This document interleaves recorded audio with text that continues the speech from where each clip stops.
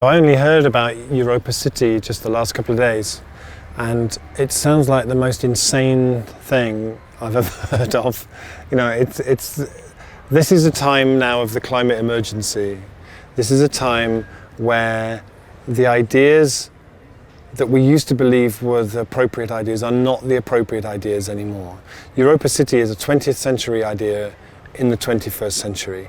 The idea that in the time of the climate emergency, you take the last large area of rich agricultural land and you build on it a temple to consumerism and resource wastefulness and capitalism is just completely insane.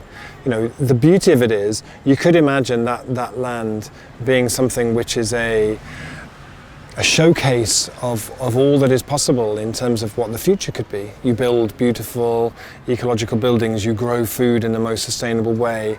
It becomes a place where people go to breathe, to learn new skills, where they get their food from. It becomes a touchstone for the imagination. It becomes a place where art and theatre and things can take place.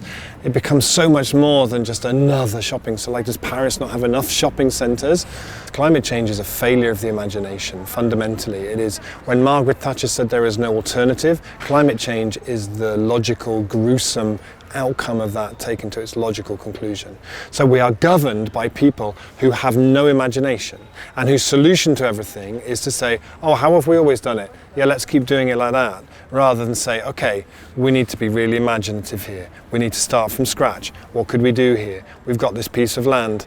We can't go building new shopping centres. That would just be mad. So what will we do instead? That piece of land has the potential to be a kind of a catalyst for the imagination of Paris and what people imagine the future could be. How will the city feed itself? And you have to remember that Paris, up until like 1920, had on land like that around Paris the single most productive agricultural system. The market gardens around Paris were the most productive food system anyone has developed anywhere in the history of the world, and they were here and hardly anyone can remember how to do it anymore. That's the place to bring it back again, training up young people. That place can be the place where the transition then kind of ripples out from. You build a shopping centre on that, you are just sort of squashing that imagination back down, and that is a crime against future generations.